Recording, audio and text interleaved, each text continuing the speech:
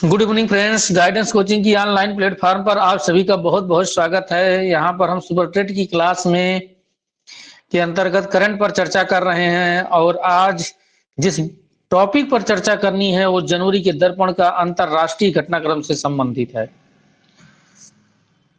आइए, जैसा कि पहले हम लोग शॉर्ट आउट करते हैं, उसके बाद फिर क्लास को कंटिन्यू करते हैं। तो हम पहले शॉर्ट आउट कर रहे हैं, ठीक है। आइए हम शॉर्ट आउट करते हैं। पहले देखिए, जो सबसे महत्वपूर्ण है उन बिंदुओं पर हम पहले ट्रिक लगा लेते हैं। संयुक्त राष्ट्र जलवायु परिवर्तन COP26 बहुत इंपॉर्टेंट है आप सभी लोगों के लिए। ये वेरी वेरी इंपॉर्टेंट की श्रेणी में से आप लोग रखिएगा, ठीक, क्योंकि आपका ये टेट में भी पूछा जाता है, यूपी टेट में भी यहां से प्रश्न बनते हैं आपके, और जो है आपके सुपर टेट में भी यहां से प्रश्न आपके बनते हैं, ठीक। तो वेरी वेरी इंपॉर्टेंट है आपका यहां से जो है, ठीक। इसे आप जो है रखिएगा इंपॉर्टेंट की श्रेणी में। अगला है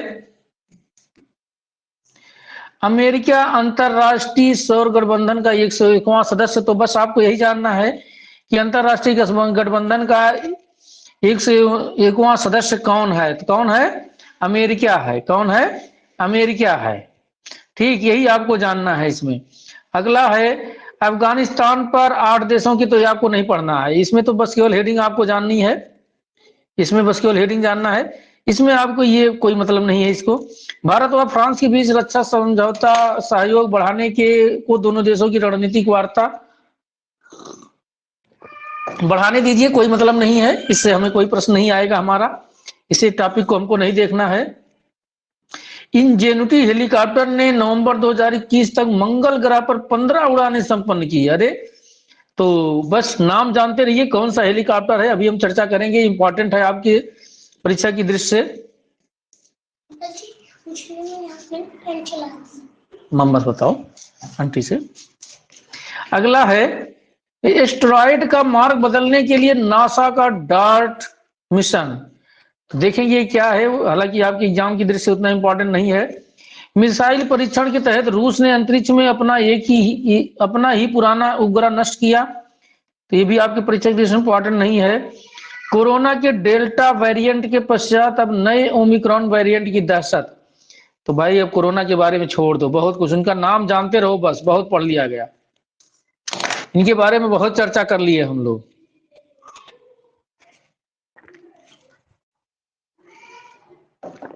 आइए, सबसे इंपॉर्टेंट जो बिंदु मिला हुआ है अभी तक हमको, आज अंतरराष्ट्रीय घटनाक्रम में जो हमें देखना है उसमें है संयुक्त राष्ट्र जलवायु परिवर्तन सम्मेलन COP26। तो आपसे यही पूछा जाएगा कि भाई COP26 का आयोजन कहां पर किया गया? क्या COP26? हाँ,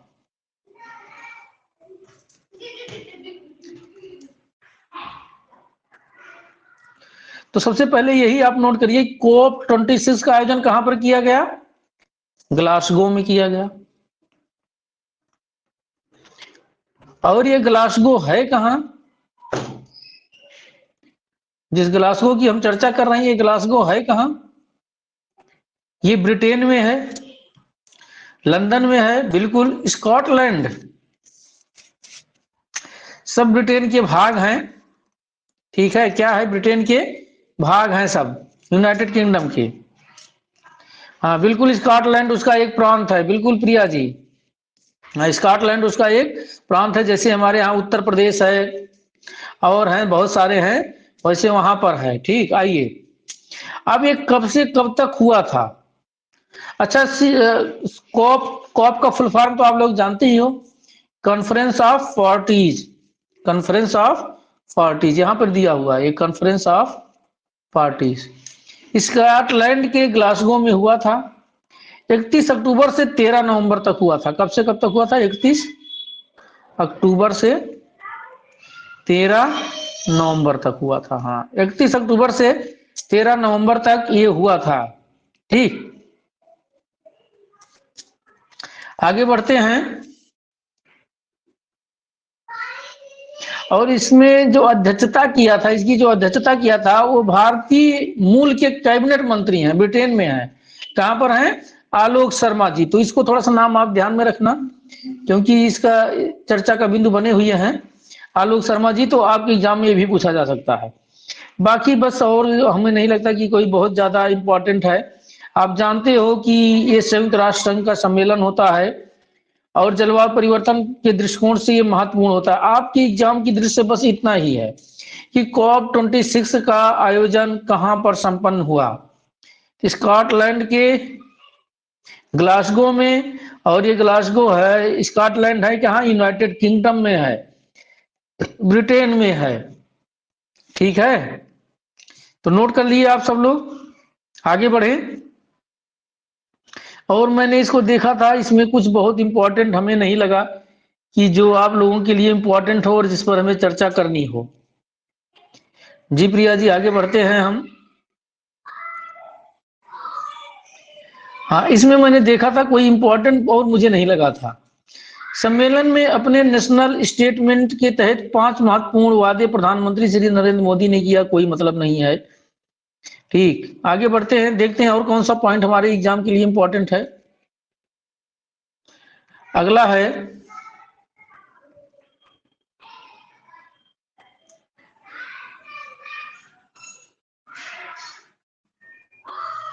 हाँ, ये थोड़ा सा हम आप देखेंगे, यहां से थोड़ी चर्चा और कर लेंगे इस पर।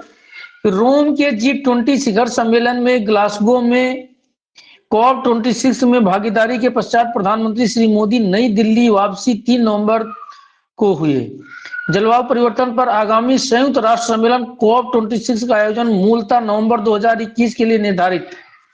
यह सम्मेलन अब 7 से 18 नवंबर 2022 को मिस्र में शर्म अल शेख में होगा। तो दो मिल गया आपको, COP26 और COP27। COP27 भी आप इसी समय लर्न कर लीजिएगा कि कहां पर होगा। नवंबर 2022 में होगा। और कहां पर होगा COP26 नवंबर 2022 में? मिस्र में।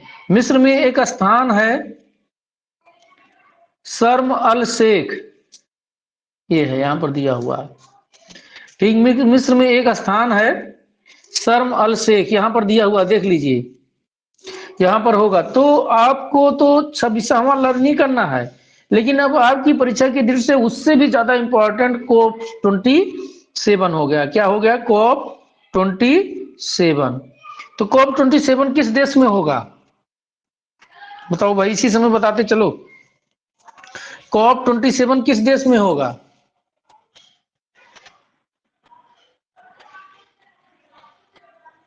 आवाज मेरी पहुंच रही है? बिल्कुल मिस्र में होगा रिचा जी, रिंकी जी, मिस्र में होगा। और मिस्र में कब होगा? ये 2022 में होगा, नवंबर 2022 में होगा। और नवंबर 2022 में जब ये होगा, ठीक है, तो वहां कौन सा स्थान है? वो शर्म अल शेख। स्थान कौन सा है? शर्म अल शेख है। ठीक, स्थान कौन सा है? शर्म अल शेख। ठीक, बिल्कुल बिल्कुल मिस्र में है। तो अब आपको ग्लासगो और शर्म अल शेख नहीं भूलना है, दोनों आपको लर्न रखना है। ठीक, हाँ, दोनों आपको लर्न रखना है। यहां से प्रश्न आपके एग्जाम में जरूर बनते हैं। ठीक, हाँ, आपके एग्जाम में यहां से प्रश्न जरूर बनते हैं, आप इसको नोट रखिएगा। अगला है एक अमेरिका अंतरराष्ट्रीय सौर गठबंधन, तो यही लाइन रन करिए। अंतरराष्ट्रीय सौर गठबंधन का 101वां सदस्य कौन है? नोट करिए, अंतरराष्ट्रीय सौर गठबंधन। सौर गठबंधन जान रहे हैं? जो एनर्जी सूर्य से होती मिलती है हमें, सौर पैनल के द्वारा जो एनर्जी हमें प्राप्त होती है उसे हम सौर, उसके लिए चूंकि अब सबसे बड़ी चीज क्या है हमारे लिए? एनर्जी है। सबसे बड़ी चीज हमारे लिए क्या है? एनर्जी है। एनर्जी हमको मिलना जरूरी है जी। तो इसके लिए विश्व स्तर के देशों ने जो है क्या किया? एक समझौता किया है जिसमें कुल 100 देश थे। और अभी हाल ही में इसमें जो है अमेरिका सम्मिलित हुआ, क्योंकि वो भी इसकी उपयोगिता को समझ रहा है। और हमारे यहाँ साल भर के अधिकतर समय में आप देखते हैं कि क्या रहता है, गर्मी का मौसम रहता है, ठीक है। तो हमारे यहाँ सौर ऊर्जा एक महत्वपूर्ण ऊर्जा है, स्वच्छ ऊर्जा है। इसको देखते हुए भारत इसकी अगुवाई कर रहा है और इसमें सम्मिलित होने वाला 101वां देश अमेरिका है। बस इतना ही आप जानते रहिए, इसके सिवा आपको जानने की कोई जरूरत नहीं है। अफगानिस्तान पर 8 देशों के राष्ट्रीय सुरक्षा सलाहकारों की क्षेत्रीय सुरक्षा संवाद नई दिल्ली में। इसको आपके एग्जाम में यहां से नहीं आएगा, पीसीएस वाले लर्न कर सकते हैं। इसको कहां पर हुआ है, नई दिल्ली में हुआ है। आगे बढ़ते हैं। भारत व फ्रांस के बीच रक्षा सहयोग, तो ये भी आपके इंपॉर्टेंट नहीं है आपके हिसाब से, इसे हटाइए। आगे बढ़ते हैं। हाँ देखिए, आपको बहुत कम पढ़ना है और उसी में से ज्यादा आपके एग्जाम में जो आए उसी पर हमें ज्यादा से ज्यादा चर्चा करनी है, ठीक है जी। प्रतिमा जी गुड इवनिंग, आपका बहुत बहुत स्वागत है हमारे ऑनलाइन प्लेटफॉर्म पर। थोड़ा लेट है, टाइम का ध्यान दीजिए आप। आगे बढ़ते हैं हम। हाँ, इंजेनिटी हेलीकॉप्टर, तो आप इसका नाम सिर्फ लर्न करिए। इंजेनिटी हेलीकॉप्टर किस पर जा रहा है, मंगल ग्रह पर 15 बार, मंगल ग्रह पर। जब आपको जियोग्राफी पढ़ाएंगे तो एस्ट्रोलॉजी पूरा पढ़ा देंगे बढ़िया से, कोई दिक्कत नहीं होगी, सारे प्रश्न आपके सही होंगे। इंजेनिटी हेलीकॉप्टर ने नवंबर 2021 तक मंगल ग्रह पर 15 उड़ानें संपन्न की। कितना उड़ानें, मंगल ग्रह पर। तो आपको बस इतना जानना है कि इंजेनिटी क्या है, एक हेलीकॉप्टर है, या मंगल ग्रह पर उड़ान भरने वाले हेलीकॉप्टर का क्या नाम है, तो किसका नाम है, इंजेनिटी हेलीकॉप्टर है। किसका है, अमेरिकी अंतरिक्ष एजेंसी नासा का है। किसका है, नासा का है।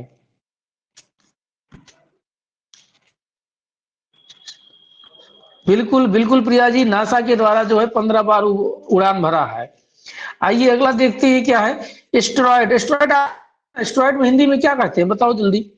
एस्ट्रॉयड का मार्ग बदलने के लिए नासा का डार्ट मिशन, तो आपकी दृष्टि उतना इंपॉर्टेंट नहीं है, उपग्रह नहीं है, क्षुद्र उपग्रह है। छोटे छोटे जो कण होते हैं, क्षुद्र, इसको हिंदी में कहेंगे। ये किस किस ग्रह के बीच में घूमते रहते हैं। ये ज्यादातर जो है आप देखेंगे, ये आपका शनि है, ये आपका सूर्य है, सन है आपका ये।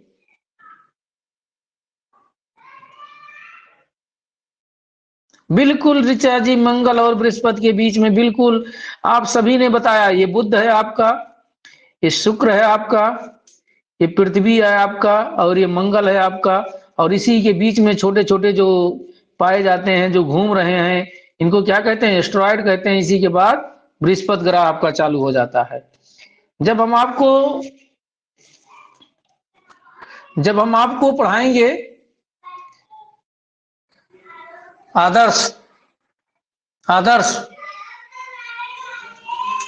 जब हम आपको एस्ट्रोलॉजी पढ़ाएंगे तो बताएंगे इस चीज को, ठीक है। मानस जी आपका भी बहुत बहुत स्वागत है, थोड़ा लेट है, कोई बात नहीं है, ठीक।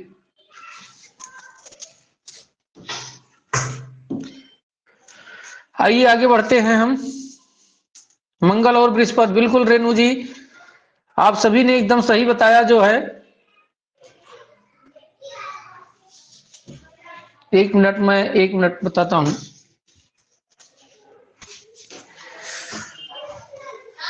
आदर्श फ्रिज व्रिज बंद कर दो जो है, लाइट कम है।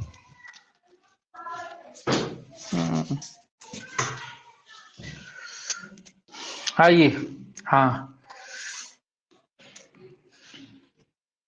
बस इसमें, और अमेरिका व चीन की शिखर वार्ता मैंने बताया था, कोई मतलब नहीं है। एस्ट्रॉइड जब, अच्छा नेटवर्क का इशू था, चलो कोई बात नहीं, अब नेटवर्क का इशू समाप्त हो गया है। आगे बढ़ते हैं हम। बस ये आपका अंतरराष्ट्रीय लग रहा है कि मुझे समाप्त हो गया। देखिए आपका अंतरराष्ट्रीय समाप्त हो गया। अब आर्थिक वाणिज्यिक परिदृश्य आपके स्क्रीन पर है। आइए देखते हैं आर्थिक वाणिज्यिक परिदृश्य। तो देखिए क्या है, देश के सबसे लंबे एक्सप्रेसवे पूर्वांचल एक्सप्रेसवे का उद्घाटन। तो भाई हम सुल्तानपुर के हैं, और आप सभी लोग मैक्सिमम इसमें लग रहा है सुल्तानपुर के ही हो। और इसका उद्घाटन आदरणीय प्रधानमंत्री जी ने जो है 16 नवंबर 2021 को सुल्तानपुर में किया था। बिल्कुल मांडवी जी, हाँ आप भी हैं, पता है आपके यहाँ से भी गया है प्रिया जी। हाँ आपके यहाँ से भी गया है एक्सप्रेसवे। ठीक, तो ये देश का सबसे पहली चीज तो ये जानिए कि देश का सबसे बड़ा एक्सप्रेसवे है। क्या है? देश का सबसे बड़ा एक्सप्रेसवे। कितने किलोमीटर लंबा है? 341 किलोमीटर लंबा है। कहां से कहां तक इसका विस्तार है, इसके बारे में थोड़ी जानकारी रखिए आप लोग। ये लखनऊ से लेकर के गाजीपुर तक है। कहां तक है? गाजीपुर तक है। क्योंकि यूपी के लिए एक बहुत बड़ा वरदान है, समझ लीजिए। ये इससे कनेक्टिविटी बहुत ज्यादा जुड़ जाती है। आप सोचिए कितने देशों की कनेक्टिविटी जो, कितने जिलों की कनेक्टिविटी जुड़ रही है। देखिए आप, यहाँ पर आपको दिया गया है बाराबंकी, अमेठी, अयोध्या, सुल्तानपुर, अम्बेडकर नगर, आजमगढ़ व मऊ अब लखीमपुर व गाजीपुर से जुड़ गए हैं। सोचिए इतने जिले सब जो है इससे जुड़ जाएंगे, तो बहुत बड़ी, बहुत इंपॉर्टेंट चीज है ये। ठीक, इसलिए आप लोग लर्न करिए इसको। सबसे पहले तो ये जानिए कि इसका उद्घाटन कब किया गया था। तो 16 नवंबर 2021 को कब किया गया था? 16 नवंबर 2021 को। और इसको जानिए कि कहां से कहां तक है। तो लखनऊ से गाजीपुर तक है। और तीसरा क्या है कि कितने किलोमीटर लंबा है? 341 किलोमीटर लंबा है। ठीक, 341 किलोमीटर लंबा है। बाकी बहुत कुछ इसमें दिया हुआ है, उतना हमें जानने की जरूरत नहीं है। ठीक, और यहाँ थोड़ा सा दिया है जानकारी के लिए, रोचकता के लिए हम देख लेते हैं। उल्लेखनीय है कि दिल्ली मुंबई एक्सप्रेसवे का पूरा होने के बाद देश का सबसे लंबा एक्सप्रेसवे होने का रिकॉर्ड पूर्वांचल एक्सप्रेसवे के नाम नहीं रहेगा। अच्छा, एक और बन रहा है अभी, दिल्ली मुंबई, दिल्ली से बंबई तक का एक्सप्रेसवे बना रहे हैं। लेकिन वो कितना मीटर के लिए, कितना किलोमीटर लंबा है? 1350 किलोमीटर है। लेकिन अभी भी वो 2023 में बनेगा। उससे पहले क्या है? सबसे लंबा एक्सप्रेसवे है। ठीक, आइए अगला देखते हैं। इसमें और 3 एक्सप्रेसवे की बात की जा रही है, देख लीजिए। ये विकास का द्योतक होता है जिस देश में। एक तो है दिल्ली मुंबई, दिल्ली से मुंबई, ये कितने किलोमीटर है? 1350 किलोमीटर है। और एक है मेरठ प्रयागराज, मेरठ से प्रयागराज, जिसे गंगा एक्सप्रेसवे के नाम से भी जाना जाता है। ठीक है, जिसे गंगा एक्सप्रेसवे, तो ये आप जानते रहिएगा, यहीं से नोट कर लीजिए। गंगा एक्सप्रेसवे कहां से कहां तक है? मेरठ से प्रयागराज तक है। 594 किलोमीटर है। कितने किलोमीटर है? 594 किलोमीटर है। और ये कितना किलोमीटर है? 341 किलोमीटर है। तो आपको 3 एक्सप्रेसवे यहां पर देखने को मिला। ठीक, कितने एक्सप्रेसवे देखने को मिला? यहां पर 3 एक्सप्रेसवे आपको देखने को मिला। ठीक,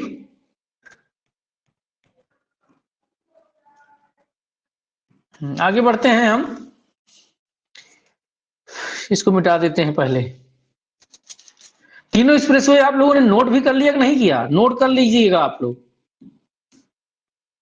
अब देखिए अगला क्या है। नोएडा में देश के सबसे बड़े अंतरराष्ट्रीय हवाई अड्डे का शिलान्यास। ये नोएडा लिखा है, लेकिन ये नोएडा में, ये नोएडा, अच्छा नोएडा किस जिले में है? किसी को पता है नोएडा किस जिले में है? नोएडा और ग्रेटर नोएडा,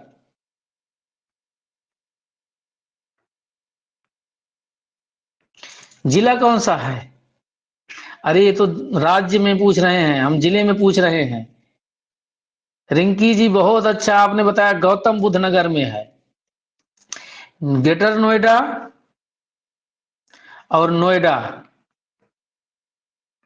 जो विश्व के बहुत अच्छे शहरों की श्रेणी में आते हैं, बहुत अच्छी सुविधाओं से युक्त हैं। ये दोनों आपके गौतम बुद्ध नगर, जीबी नगर भी बोलते हैं इसे, इनके क्या है, ये दोनों क्षेत्र इन्हीं के अंतर्गत आते हैं। गौतम बुद्ध नगर का मुख्यालय क्या, कौन सा है? नोएडा है, ग्रेटर नोएडा है? बताइए आप, गौतम बुद्ध नगर का मुख्यालय क्या है? नोएडा है, ग्रेटर नोएडा है? तो ग्रेटर नोएडा है। क्या है? ग्रेटर नोएडा है गौतम बुद्ध नगर का मुख्यालय। बिल्कुल ऋचा जी, ये सब पीसीएस में कई बार पूछा गया है गौतम बुद्ध नगर का, इसीलिए मैं थोड़ी चर्चा कर रहा हूं। और इसी का एक चीज, एक पार्ट है ईडा, यमुना प्राधिकरण जिसे बोलते हैं, ईडा। तो जो ये जेयर एयरपोर्ट है ये ईडा में है। और हम भी कहाँ रहते हैं? ये जो ग्रेटर नोएडा है और जो ईडा का बॉर्डर है वहां पर हम रहते हैं। हमारे यहाँ से ये जो अंतरराष्ट्रीय हवाई अड्डा जेवर है ये मात्र 25 किलोमीटर है। मैं इसलिए आप लोगों को बता रहा हूँ इतना। तो नोएडा दिया हुआ है लेकिन है वास्तव में कहाँ पे? ईडा में है।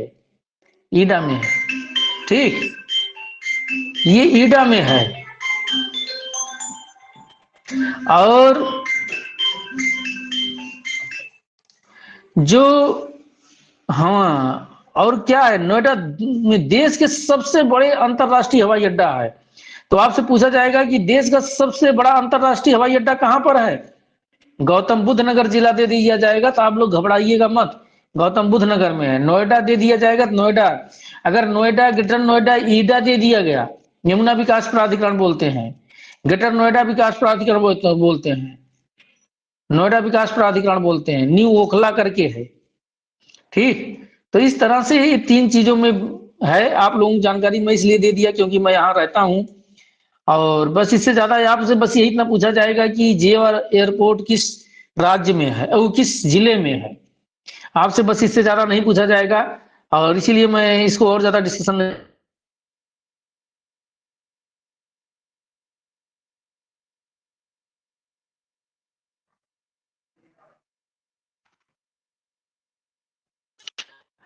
आरबीआई डायरेक्ट योजना, आरबीआई, आरबीआई आप लोग जानते हैं?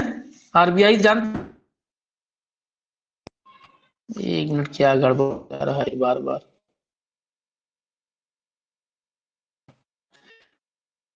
आरबीआई जानते हैं आप लोग? चलिए चलिए बताइए, आरबीआई का जो,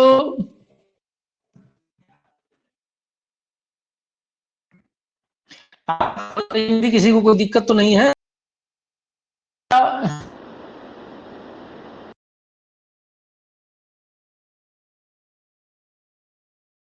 वॉइस, वॉइस,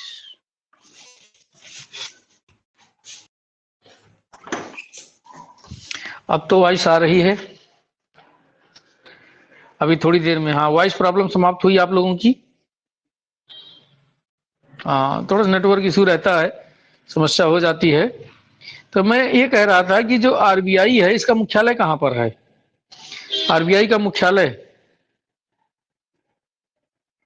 और आरबीआई के गवर्नर कौन है, दोनों बताइएगा आप लोग। मुंबई में, बिल्कुल रेणु जी, रिंकी जी, आप सभी ने सही बताया, शक्तिकांत दास जी हैं। बिल्कुल शक्तिकांत दास जी हैं, बिल्कुल बिल्कुल, आप सभी लोग एकदम तैयारी कर रहे हो, बड़ा अच्छा लग रहा है, ठीक। हाँ, मेरी तरफ से आवाज आवाज कभी कटने लगे तो आप लोग जो है थोड़ा सा भेज दिया करिए, मैसेज कर दिया करिए, क्योंकि होता क्या है कि आवाज, वॉइस, कभी कभी नेटवर्क इशू हो जाता है। हालांकि मैं फुल नेटवर्क में बैठने की कोशिश करता हूँ, लेकिन फिर भी कभी कभी नेटवर्क का इशू बन जाता है, ठीक। लेकिन घबराने की जरूरत नहीं है, हम लोग सही कर ले जाएंगे सारी चीजों को। आइए, तो इसको आपको बस इतना ही जानना है, इसमें आपके लिए कोई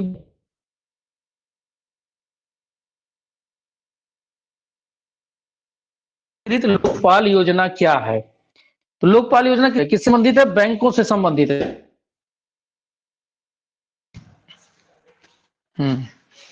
लोकपाल योजना बैंकों से संबंधित है। हाँ, ये बैंकों का सबसे सर्वोच्च, स्क्रीन शो हो रही है अब, स्क्रीन शो हो रही है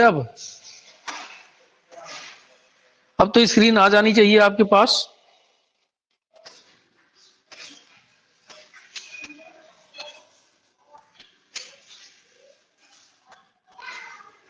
स्क्रीन पहुंच गई,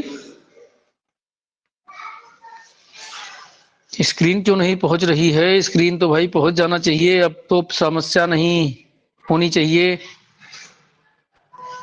कभी कभी नेटवर्क का इशू बन जाता है। हालांकि स्क्रीन फिर से शेयर करूं क्या, मुझे लग रहा है। ओके फ्रेंड्स, फिर से मैं ज्वाइन करा रहा हूं, एक मतलब तो स्क्रीन फिर से शेयर कर रहा हूं।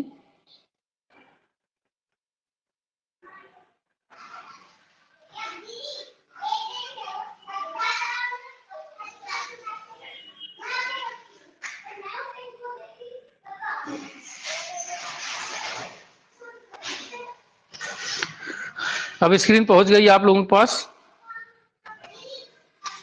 बताइएगा स्क्रीन पहुंच गई हो तो। ठीक, वो स्क्रीन की समस्या आ गई थी, मुझे भी पता था। वॉइस और स्क्रीन दोनों की समस्या, बस 1 मिनट में आपके पास पूरी सारी चीजें पहुंच रही हैं। तो मैं ये कह रहा था कि जो आरबीआई है, इसके तो आप लोगों ने बता दिया भाई कि इसके गवर्नर कौन है। इसकी स्थापना कब हुई थी? आरबीआई की स्थापना कब हुई थी और इसका राष्ट्रीयकरण कब हुआ था? तब तक मैं आपके स्क्रीन से पहुंच रहा हूं वहां तक, आप लोग उत्तर देते रहिए। बिल्कुल 1935 में आप सभी का सही है। और इसका राष्ट्रीयकरण कब हुआ था? मैं बहुत आगे निकल गया।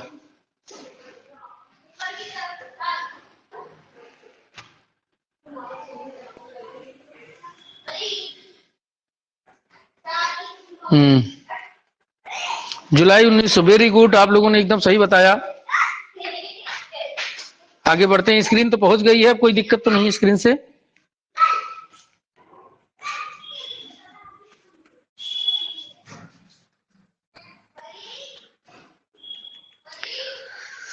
हाँ, तो हम लोग पहुंच गए फिर अपने पुराने जगह पर। देखिए, अमेरिका आरबीआई वाले पे यहीं से चर्चा कर रहे थे। बिल्कुल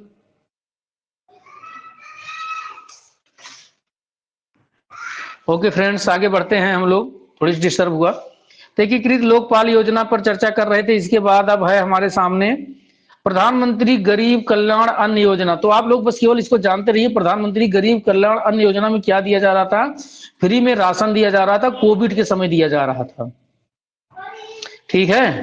हाँ, राशन गरीबों को दिया जा रहा था, बस इससे ज्यादा और कुछ मत जानिए, क्योंकि ये अब गया हुआ है, अब नया कुछ आएगा। ठीक है, ये पुराना हो गया। अब आगे बढ़ते हैं।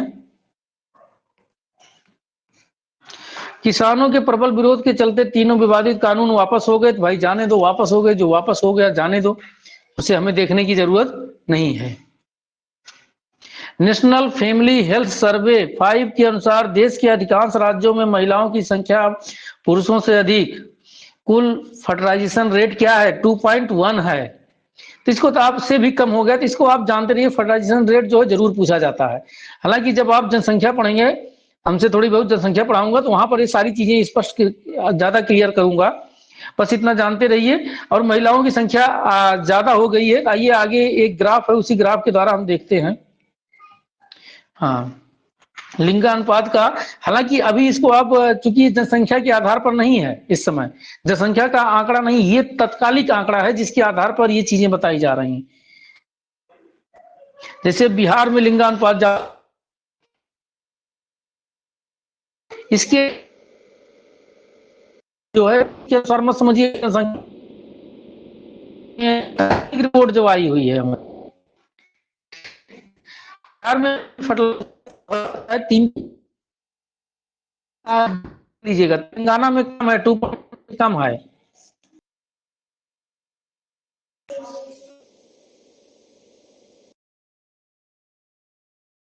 चर्चा कर रहे हैं आपसे। और उसके बाद छत्तीसगढ़ है, इसको आप देख लीजिएगा। हरियाणा है, यहाँ पर भी हालांकि लिंगानुपात था सबसे कम होता था, लेकिन इस समय बढ़ गया है। यहाँ पर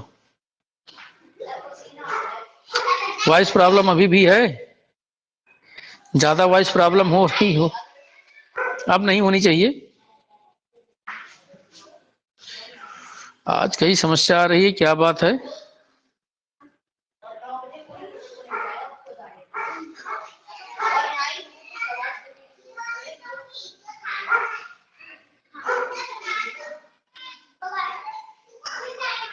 दरअसल बिल्कुल शुरू कर दिया मैंने, फिर शुरू कर दिया, हो सकता आ जाएगी। ठीक है, तो सबसे ज्यादा चीनी का उत्पादन किस देश में होता है? ब्राजील में होता है। किस देश में होता है? ब्राजील में होता है। और उसके बाद कहां पर होता है? भारत में होता है। देखिए कहां पर होता है? भारत में। तो आप ये जानते रहिए चीनी का उत्पादन सबसे ज्यादा कहां पर होता है? ब्राजील में होता है। उसके बाद किसका होता है? हाँ, उसके बाद जो है भारत में होता है। ठीक, आगे बढ़े। नीति आयोग के बहुआयामी निर्धनता सूचकांक की दृष्टि से निर्धनता के मामले में बिहार का पहला, बिल्कुल बस इसे आप जानते रहिए। ओके प्रीति जी, आपको रिकॉर्डिंग मैंने शुरू कर दिया है, क्लास को मैंने शुरू कर दिया, आपको मिल जाएगी, आप परेशान ना हो। हाँ मैंने शुरू कर दिया है। हाँ ओके। तो निर्धनता की दृष्टि से अगर नीति आयोग के अनुसार पूछा जाए कि भाई कि भारत का सबसे निर्धन राज्य कौन सा है, तो बिहार है। आइए इसका जो लिस्ट है उस लिस्ट में हम लोग देखते हैं, उसी लिस्ट के द्वारा हम लोगों का और अधिक बढ़िया से क्लियर होगा। ठीक है, ये यहाँ पर है, देखिए ये जो लिस्ट है इस लिस्ट में हम देखते हैं। देखिए जो बिहार है,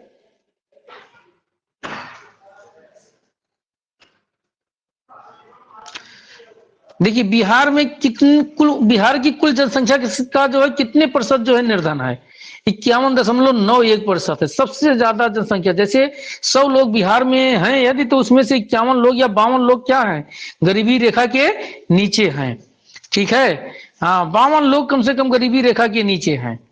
ठीक, आगे जो है झारखंड है, दूसरे स्थान पर कौन है?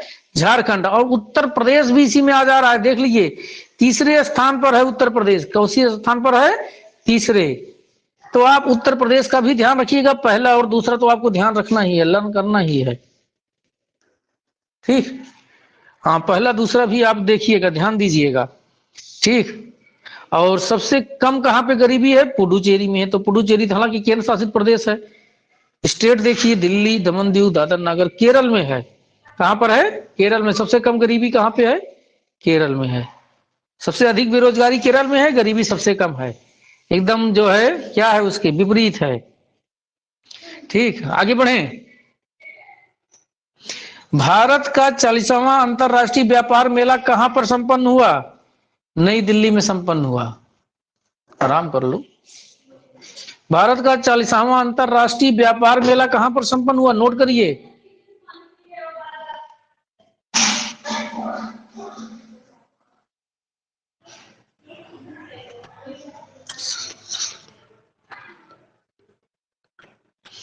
बिल्कुल बिल्कुल, शिक्षा सबसे ज्यादा केरल में है। हाँ, सबसे ज्यादा शिक्षित राज्य केरल है, इसीलिए सबसे ज्यादा बेरोजगारी कहां पर है? केरल में है। भारत का 40वां अंतरराष्ट्रीय व्यापार मेला किस जगह पर हुआ? नई दिल्ली में। बस इतना ही आपको जानना है, आपके एग्जाम में इससे ज्यादा नहीं पूछा जाएगा। अगला है रिकॉर्ड बागवानी उत्पादन कृषि मंत्रालय के तीसरे अग्रिम अनुमान। तो आपको यहां से बहुत कुछ नहीं जानना है, यहां हम आगे बढ़ते ही आपकी एग्जाम।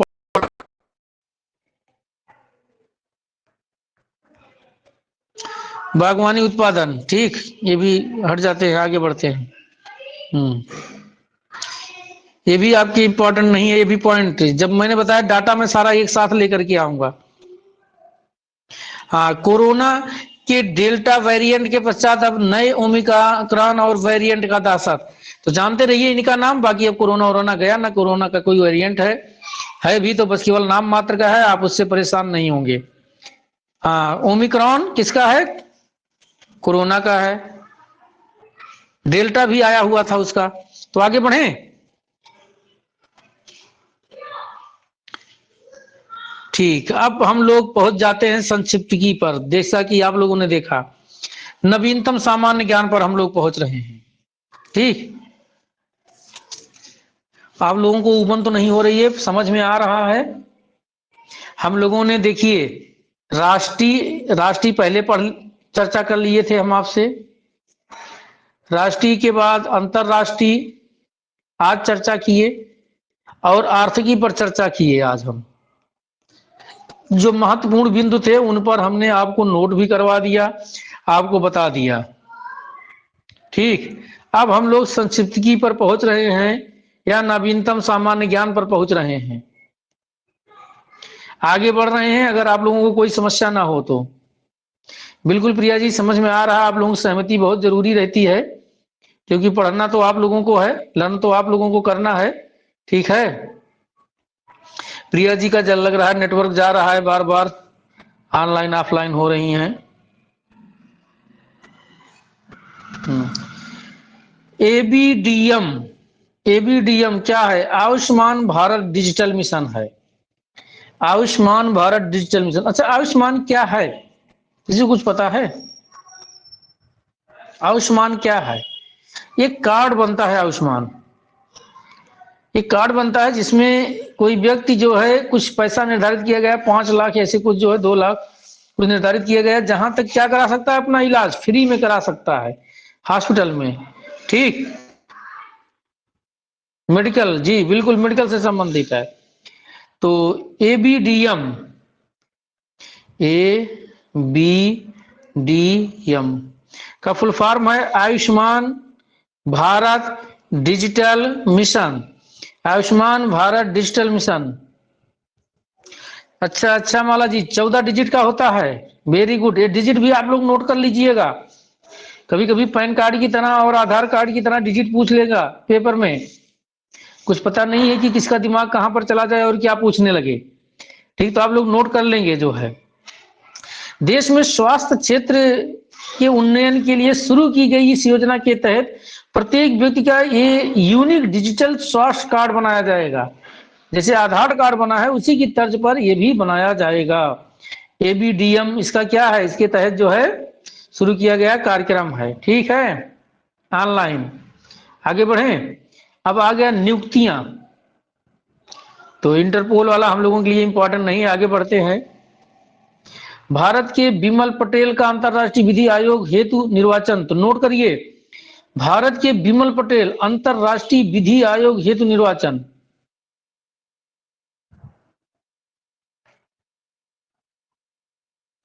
किसे नियुक्त किया गया अंतरराष्ट्रीय विधि आयोग में? भारत के बिमल पटेल को नोट किया गया, बस इतना ही नोट कर लीजिए। अंतरराष्ट्रीय विधि आयोग में भारत के बिमल पटेल का निर्वाचन किया गया। विधि से संबंधित जो भी जानकारी होगी, जो विचार विमर्श होगा, उसे देंगे। हाँ, पीसी मोदी अब राज्यसभा के नए महासचिव हैं। तो राज्यसभा के महासचिव कौन है? पीसी मोदी जी हैं। राज्यसभा के महासचिव कौन है? पीसी मोदी जी हैं। ठीक, हाँ, नरेंद्र मोदी जी नहीं, पीसी मोदी जी हैं।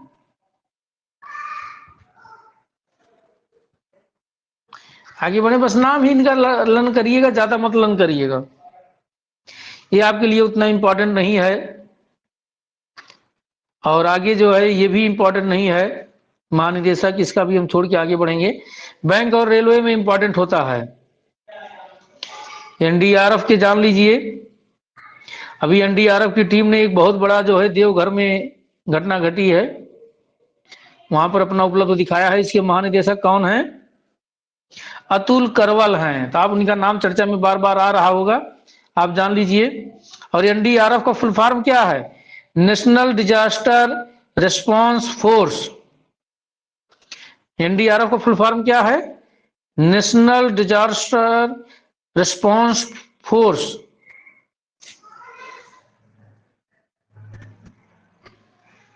ये भी उतना इंपॉर्टेंट नहीं है, इसे भी आगे बढ़ जाते हैं। आज मैंने देखा था कि नियुक्ति में बहुत कम जो है, हाँ, यूक्रेन में कौन जो है भारत का राजदूत है? हर्ष कुमार, बस नाम जानते रहिए। यूक्रेन में चर्चा में आया है इसलिए जो है।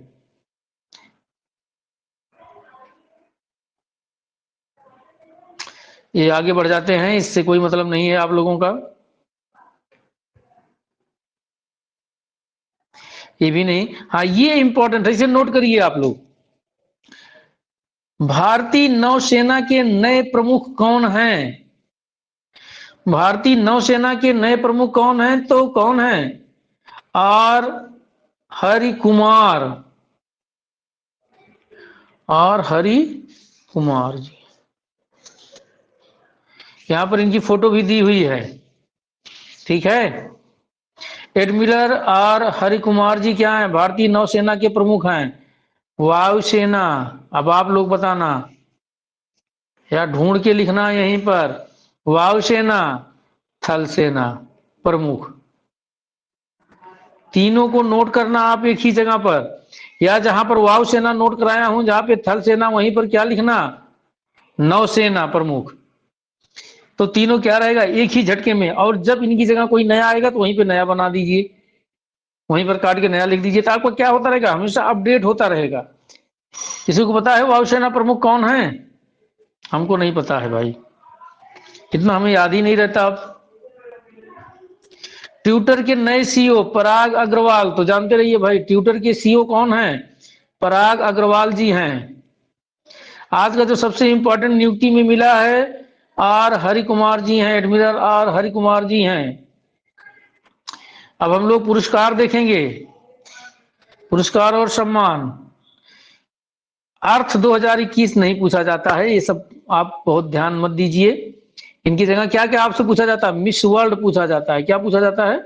मिस वर्ल्ड मैंने लिखा दिया है, चर्चा भी कर लिया है।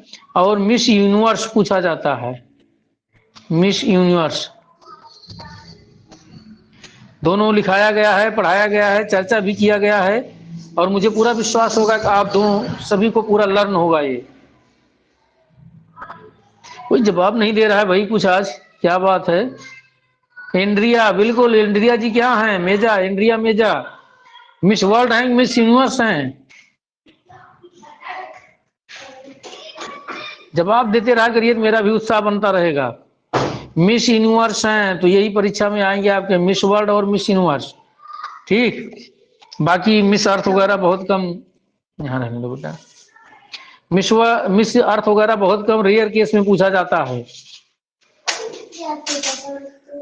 मैक्सिको की, बिल्कुल। अब आप लोग पूरा लर्न आ गया, पूरा लर्न हो गया। मैं समझ गया। आप लोग जब उत्तर देने लगते हो तो पूरा बढ़िया से उत्तर देते हो, यही अच्छाई है आप लोगों की, ठीक। ज्यादा आगे बढ़ गए क्या हम? बस इसमें और कुछ नहीं हम लोगों को लर्न करना है, और ना कुछ आएगा। एक है तेजनिंग नोर्गे राष्ट्रीय साहसी पुरस्कार, तो ये इतना इंपॉर्टेंट नहीं है आपके एग्जाम के लिए। आगे बढ़ते हैं हम। हाँ, ये दोनों इंपॉर्टेंट है आपके एग्जाम के लिए, ठीक। हाँ, ये दोनों इंपॉर्टेंट है आपके एग्जाम के लिए, इसे दोनों आप लोग ध्यान दीजिएगा। आइए, हाँ तो इसमें देखिए, पहले थोड़ा सा हम इसकी भूमिका बना देते हैं। फ्रांस फुटबॉल पत्रिका का बैलोन डीओर व अन्य पुरस्कार, तो इसका सर्वश्रेष्ठ पुरुष फुटबॉलर कौन है, सर्वश्रेष्ठ महिला फुटबॉलर कौन है, दो आपको लर्न करना है। तो सर्वश्रेष्ठ पुरुष फुटबॉलर खिलाड़ी कौन है, जिसे पुरस्कार डीओर के विजेता माना जाता है? बैलोन डीओर, यहां पे लिखा हुआ देखिए, बैलोन। आवाज पहुंच रही है मेरी? कोई दिक्कत तो नहीं है किसी को? डीओर। एक बार तो समय ऐसा लगा था क्लास यहीं पे बंद हो जाएगी, लेकिन क्लास चल रही है। वेरी गुड, आप लोगों की प्रोत्साहन है, आप लोगों का जो उत्साह है, जिसके कारण क्लास दोबारा रिन्यू हो पाई है, ठीक। तो लियोनल मेसी, ये देखिए सबसे लास्ट में कौन है? Lionel Messi. कहाँ के हैं? पेरिस के सेंट जर्मन के हैं। एक स्थान है, ये लियोनल मेसी हैं, आपके स्क्रीन पर दिए हुए हैं। सर्वश्रेष्ठ फुटबॉलर खिलाड़ी हैं, कई जगह पूछा जाता है ये, ठीक। हाँ, सर्वश्रेष्ठ महिला खिलाड़ी कौन है? तो ये है एलेक्सिया पुटेलास हैं, एलेक्सिया पुटेलास सर्वश्रेष्ठ महिला खिलाड़ी।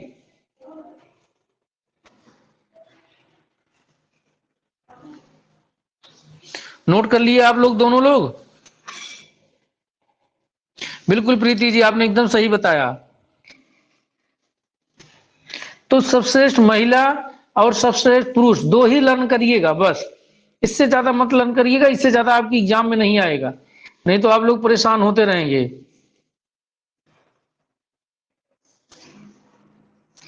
ठीक। हाँ, बस यही दो लर्न करना है आपको, आगे बढ़ें। आज पुरस्कार समाप्त करके ही मानेंगे हम। ये बहुत इंपॉर्टेंट है। शांति निशस्त्रीकरण एवं विकास हेतु इंदिरा गांधी पुरस्कार, जान लीजिए जितना पुरस्कार पे मैंने पेन रखवाई है उनमें से ये भी जो है बहुत इंपॉर्टेंट है। शांति निशस्त्रीकरण एवं विकास हेतु इंदिरा गांधी पुरस्कार किसको दिया गया है? प्रथम को दिया गया है। किसको दिया गया है? प्रथम। अब भाई प्रथम कौन है? कोई इंसान है क्या है प्रथम? तो प्रथम एक संस्था है। क्या है? प्रथम एक संस्था है। कैसी संस्था है? तो ये संस्था जो है कमजोर वर्गों के बच्चों के लिए गुणवत्तापूर्ण शिक्षा उपलब्ध कराने के लिए समर्पित संस्था है। जो कमजोर बच्चे हैं, कहां पर है? मुंबई में है ये संस्था। कहां पर है? मुंबई में है संस्था। तो बस इतना ही आप जानते रहिए कि शांति निशस्त्रीकरण एवं विकास हेतु इंदिरा गांधी पुरस्कार, शांति निशस्त्रीकरण एवं विकास हेतु इंदिरा गांधी पुरस्कार किसे दिया गया है? प्रथम को दिया गया है। प्रथम क्या है? एक संस्था है जो कमजोर बच्चों को क्या करती है? गुणवत्तापूर्ण शिक्षा उपलब्ध करवाती है। यहाँ भी देख सकते हैं, यहाँ पर पूरा बृहद रूप से एक लाइन में इसको दिया गया 2021 का। हाँ, तो नोट करिएगा इसको। शांति निशस्त्रीकरण एवं विकास हेतु इंदिरा गांधी पुरस्कार,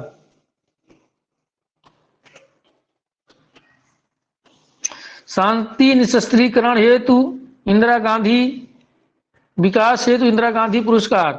ठीक, बहुत इंपॉर्टेंट है। आप लोग इसे नोट कर लीजिएगा, लर्न भी कर लीजिएगा। ठीक, अंतरराष्ट्रीय एमी पुरस्कार तो आपके लिए बहुत इंपॉर्टेंट नहीं है। एमी पुरस्कार, इसके बाद निधन आ गया आपका। तो निधन में संतत तामती तो कोई मतलब नहीं इनका। मनु भंडारी, हाँ जानते रहिए मनु भंडारी क्या है? एक प्रसिद्ध साहित्यकार हैं और लेखिका हैं ये। बस मनु भंडारी के बारे में यही जानते रहिए कि ये प्रसिद्ध साहित्यकार और लेखिका हैं। आगे बढ़े।